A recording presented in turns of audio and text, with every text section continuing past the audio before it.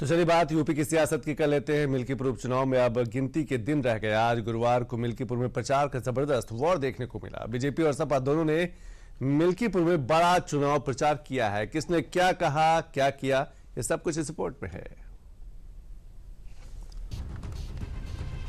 मिल्कीपुर में उपचुनाव का जोर और प्रचार का शोर दोनों गुरुवार को शबाब पर थे। एक तरफ डिप्टी सीएम ब्रजेश पाठक ने बीजेपी प्रत्याशी चंद्रभान पासवान के समर्थन में जनसभा की, प्रबुद्ध जन सम्मेलन को संबोधित किया और कार्यकर्ताओं से उपचुनाव को लेकर तैयारियों और रणनीतियों पर चर्चा की। वहीं समाजवादी पार्टी सांसद डिंपल यादव ने करीब 10 किलोमीटर लंबा रोड शो किया।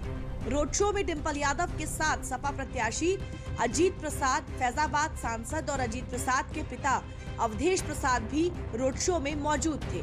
साथ ही सपा सांसद प्रिया सरोज भी रोड शो में डिंपल यादव के साथ मौजूद थी। बीजेपी और समाजवादी पार्टी दोनों ने ही मिल्कीपुर उपचुनाव में अपनी अपनी जीत के दावे भी किए। मिल्कीपुर विधानसभा सीट भारतीय जनता पार्टी प्रचंड बहुमत के साथ जीत रही है। समाजवादी पार्टी की वहां जमानत जब्त होने वाली है। इनके कुकर्मों को प्रदेश की जनता, मिल्कीपुर की जनता अच्छी तरह समझ चुकी है।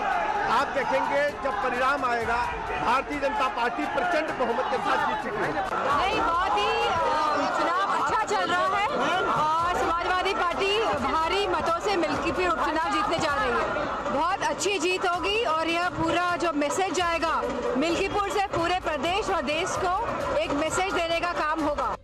मिल्कीपुर का उपचुनाव कोई साधारण चुनाव नहीं है। इस चुनाव में दलों की प्रतिष्ठा भी दांव पर लगी है। डिप्टी सीएम ब्रजेश पाठक ने गुरुवार को बीजेपी प्रत्याशी के पक्ष में युवा सम्मेलन को संबोधित किया। युवा सम्मेलन में योगी सरकार के वो मंत्री भी थे जिन्हें मिल्कीपुर का प्रभार सौंपा गया है। मिल्कीपुर फतेह के लिए बीजेपी ने पुरजोर तैयारियां की हैं।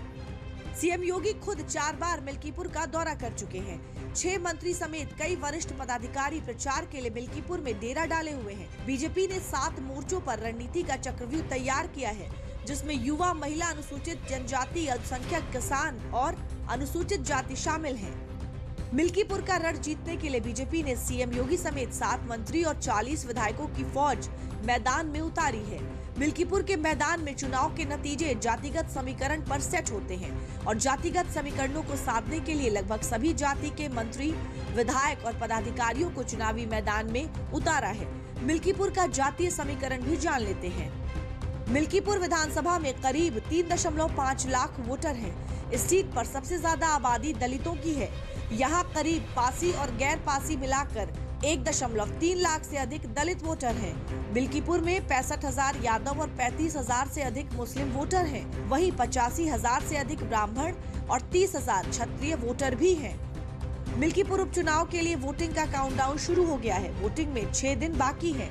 तारीखें जैसे जैसे नजदीक आ रही हैं, प्रदेश की सियासत गर्माती जा रही है। वोटिंग से पहले ही सपा को हार का डर सताने लगा है। सपा ने मिल्कीपुर उपचुनाव में गड़बड़ी की आशंका जताई है। वहीं बीजेपी का कहना है कि सपा हार की आशंका से बौखलाई हुई है। इन आरोपों प्रत्यारोपों के बीच चुनाव में कौन बाजी मारता है, ये भी 8 फरवरी को तय हो जाएगा। तो चलिए वक्त तो चला एक और छोटे से ब्रेक का। ब्रेक के बाद जब वापस आए